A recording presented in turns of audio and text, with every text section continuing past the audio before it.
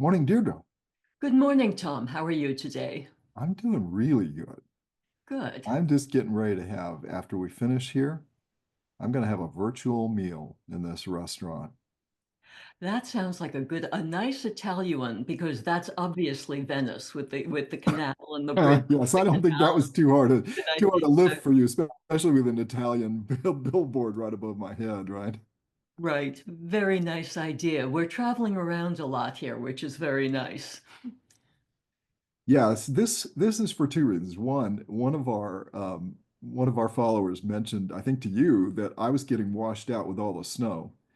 So we Correct. decided to, instead of that, we'd pick up a little bit more of a warmer look. And Correct. then my sister, who is an avid follower now, she from Nashville said, I am so cold when all I see is all these cold mountains with snow on them. So for her, we're doing Venice because she appreciates the better things in life, Deirdre, Yes. as do you. Um, so we're here. We're still wondering where we are because not just we're virtually in Venice, but I know I commented several videos ago that every half hour I check my online editions of the New York Times and Wall Street Journal. I'm continuing to do it, and there are new headlines every time I go into either paper. It's happening that quickly, and it's happening more broadly across all aspects. I'll give you an example, Deirdre. As you all know, we are not political. Deirdre and I are not political, and we're very deliberately targeting this at abstracting it from the politics so we can try to see what's going on as best we can and give you some insight as to what we see and then how we think that might affect your running your business every day. And we have some thoughts on that and a little bit of predictions. And so before I turn it back over to you, I would just say that this is really getting interesting because just a few minutes before you watch a certain set of media, I watch another so that we can complement one another. And I mentioned to you that I read, it's not to be confirmed yet. We're filming on a Thursday night because I'm having to give a seminar tomorrow and out of pocket for the weekend delivery of this. But that it could be that we're going to be imposing reciprocal tariffs on anybody who has imposed the tariff on us, and that the administration is, or President Trump is viewing VAT taxes as a tariff. So this could mean a number of things to a lot of our friends who run businesses. So I'm going to just turn it over to you and let you take it from here. I'll absolutely. I'll come back to you in a second. I just that like that's Europe. Yeah, We're yes, it is. And it's also what we all spent time in business school thinking was the most equitable of all taxes. Exactly. But I thought I'd jump in and say that we as business leaders are trying to think about how we would approach this, the whole situation of dealing with so much change, even while we're trying to build our businesses. And I sort of set out a few ideas to help us as we do this. The first is one of the first things we have to look at is whether we ourselves are exposed Yeah. to any of this. And certainly with tariffs, I mean, anyone who runs a business, once you start talking about that and reciprocal tariffs and all over the place, everyone is going to be exposed to this. So when you ask yourself the question, am I touching any of these things? Consider the range of things, anything from disbanding any DEI initiatives to thinking about tariffs to wondering about how you're going to see the marketplace and so forth. And are you touching this? Yes, you are touching this. So where are you touching this? There's another external question we all have to ask because we all operate with a lot of other people. We operate with suppliers, distributors, partners, customers, certainly competitors. And that is, are any of the people I deal with exposed to this? Because that's going to affect my business as well. You keep saying that I go immediately to supply chain. Well, it's just so obvious to me. And now, when you're starting to talk about reciprocal tariffs, including that, well, think about what that does to your supply chain there. Generally, to anyone's supply chain, but to you specifically, to us specifically, what does that do to the supply chain in terms of the businesses we deal with that we depend on and may not be able to depend on any further? Then I thought the next step would be to look internally, because with all of the change going on, with everyone a little unsettled, we always have to ask ourselves, is our team aligned with us? Are they aligned in terms of motivations? Is our workforce aligned with us? Are all of our programs aligned, continue to be aligned internally here? Couple of major questions there. And one of them is workforce. That we have a lot of people who we deal with a lot of people who have different opinions about what's happening politically. And are they going to continue to work with us in a way that is aligned with our strategy and strategy execution? Or are they going to feel that they have to start thinking in other directions? We're actually starting to see examples of this in the federal government, where people in the federal government, for example, have taken actions that are aligned with their personal beliefs as opposed to the dictates coming out right now. That translates into our own businesses. That are any of our people going to act in certain ways according to their personal beliefs or according to, and here's not just their personal beliefs, but what they think the company should be doing. Or do they want to keep doing what the company has been doing in certain areas where the company is starting to change? Now, all of these things generally fall in the category of what you and I call unseen enemies. Yes. And I think it's not so much that they're unseen as in a physical way, but maybe unanticipated. When we're creating our risk profiles, when we're setting out what could affect us as we carry out our strategies or even develop our strategies, we all identify certain risks. Things that we're seeing right now are unseen, unanticipated. So we're having to broaden our thinking about what could hit us. What could we be seeing out there that turns into one of these things that we have to react to because it would otherwise raise our risk profile? Or alternatively, we have to start paying more attention. Um, to a lot of things. I know you and I do this, as we keep saying, we discuss this for several hours every day, just so we are prepared when dealing with our own businesses. I tend to use the term myself that we have to be more active about strategy, that we can't just expect that what we analyzed 3 months ago is still going to be valid now, when we know that there's a change of administration, which is setting out to look at all aspects of the federal government.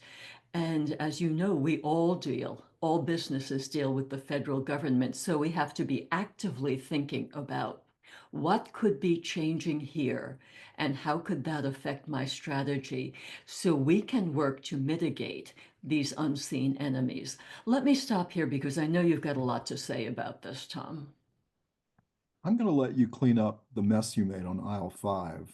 Um, one of our devoted followers mentioned to you that you made a comment about the social responsibility of business in one of our podcasts, and we certainly I know you well, right? And I do understand how one might think about what you were saying, but I want to make sure that you give us a moment to restate when we say focus on our business.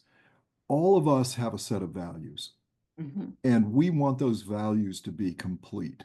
It's when we push one of those values beyond a balance that we think might be a good solid balance. And I believe, and I'm going to let you take this and finish, and then we can come back to me. But what I understood you saying is when you're saying about turn yourself back and look at the business, there are probably two reasons for this. The one that you've just talked about is that just assure yourself, satisfy yourself that these things have the balance you want them for to be maneuverable because things are going to change even more going forward. And you want to make sure there's no loose ends there and also that you're not touching something. I understood you to mean the balance, not to eliminate or to anything there. So you want to take a second and just expand because you do so much work in the not-for-profit and you have such strong values I about do. building a business because we build them together. And you and I have strong values, but I I don't want somebody to misunderstand what you were trying to get at. Correct, absolutely. And I think I've said in these videos that I think all businesses should be very much aware of the social environment and they should operate as good corporate citizens in the world, that they've got to operate with integrity, thinking about the well-being of not only their customers and their marketplace and their industry, but also the communities they deal in. Absolutely. In terms of some of these social aspects, to have thought through already what it means to be a good corporate citizen, what it means to recognize where talent is, what it means to understand the need to support your community, and so forth. To have folded that into your business so that you are already operating in a way that is not only satisfying to yourself. That's a Yes. big thing. You always have to satisfy yourself. We always have to satisfy ourselves that our businesses are doing the right thing. But you satisfy your workforce and you satisfy the people, your business environment, the people you work with, the suppliers, your partners, and any entities that you work with going forward as a course of doing business. Yes, I would say that the one thing we know for a fact is that there to every action there is a reaction, right? Yes, We know that from physics. Um, and I think the actual proper word is an equal and opposite reaction. But right. but uh, it may not come exactly that way. What we do know is that right now we're facing probably more unsettlement over the next few months. And Correct. so what I'd like to do is to spend a second, Deirdre, about just on this point of what I think there are a handful of vectors occurring, and I'd like to get your thoughts on this. I think that we've got one vector, which is the administration in the United States is taking what you call a blitz strategy of change. It's a blitz of change. And it is occurring rapidly and it's increasing in its intensity, but also in some of the gravity of the things they're uncovering. And for good or bad, depending on what point you're looking at, it is resonating in some way. Some ways it's not. Some ways it just is too far removed. There are too many there are too many jumps that are taking place for most people to make the connection unless you played in that world. But many people are resonating with some of the things that are being uncovered there. And then there's another strategy being used by the opposition, at least so far, seems to be the predominant strategy, is the one you defined the other day as process power, Correct. using the judiciary to try to stop that movement, right? But you see those vectors happening, and sometimes it works, sometimes it doesn't, but that seems to be the prevailing move. Now, I think what the thing that's causing the most anxiousness here is the potential corruption that's being done. And I say potential because it's hard to we see what it's labeled. I think we have to get further into exposing who did what to whom when and for what reason, and did it violate some important thing that makes it um, corruption, right? Right. Or illegal. And then all the after effects. Did you acquire it in the right way, or did you acquire it in a way that is not legally defensible? So it may be valid, but then you can't use it, right? There's all those arguments that have to happen. even though you and I are not lawyers, we understand that point. I think, though, that that's the center point of corruption and fraud. So we see these things coming together. Then I worry a little bit about this, is that at the time this is starting to happen, we're also entering tax season here in the United States. And this is all about this, these things are converging on the point of how the government spends the money. And the numbers are getting big and they're starting to resonate with a lot of people around the country. I am a bit concerned that we're reaching a point where, practically speaking, sometime in March, everybody is going to start looking at their taxes and say, I have been paying through deductions or quarterly payments the federal government a lot of money for taxes, yet it looks like they're not spending this stuff properly. You and I wouldn't do this. We wouldn't recommend this to anybody, but I think there are going to be people who will say, I have given you enough. I am not going to pay you anymore. You can take what I have, you take what you gave me, but I'm not giving you anymore. I think that we are setting up for that.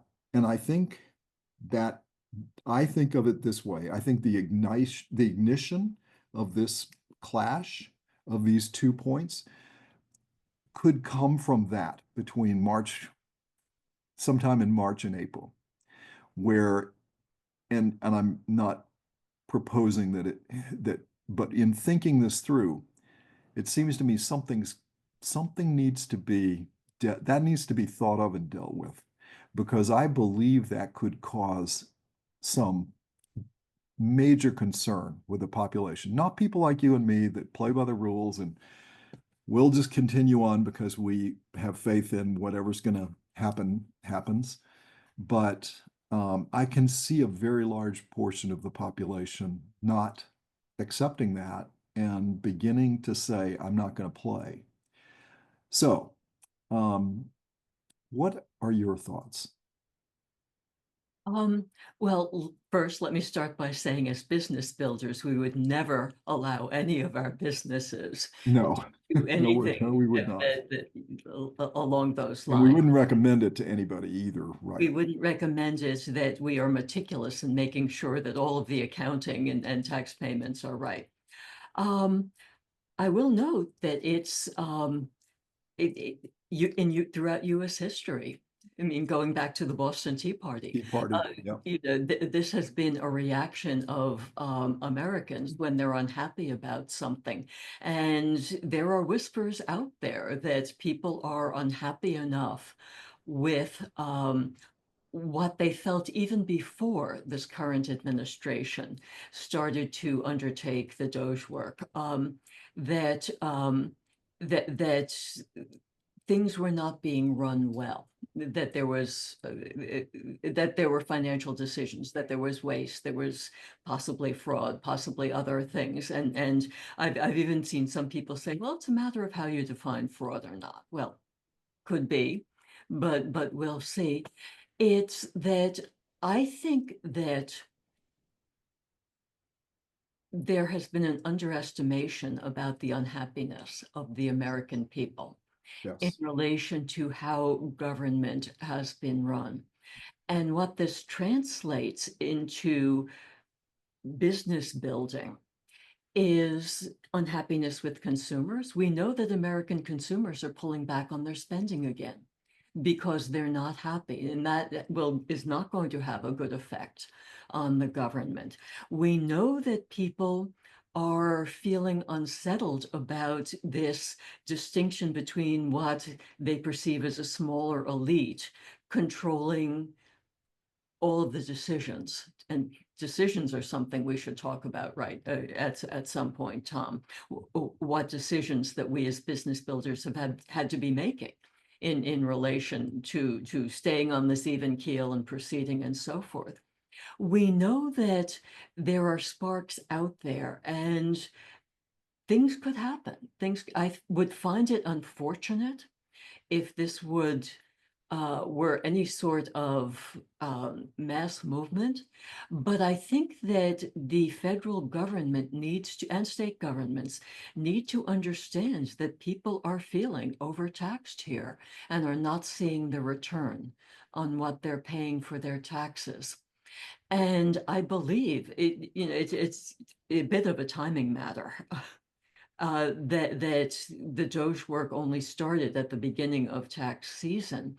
But I think that some of these issues will be resolved going forward. Some of the unhappiness will be eased. It's just part of this active monitoring, part of the mindset, part of this active strategy on the part of the government as well as the business builders must be taking into account the demonstrated unhappiness in the marketplace by consumers, by businesses about what is happening.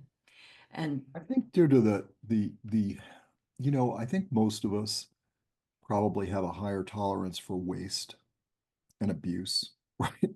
I hate to say that. I really do. But practically speaking, I think we kind of practically say, okay, they'll clean up the waste and abuse. I think it's the fraud and corruption that's got people. And I think until it becomes personal. And let me tell you why I think it will become personal. I think if they find fraud and they find corruption and fraudulent abuse, right, of these systems, we're hearing rumblings of Social Security, Medicaid, those kinds of things, VA benefits.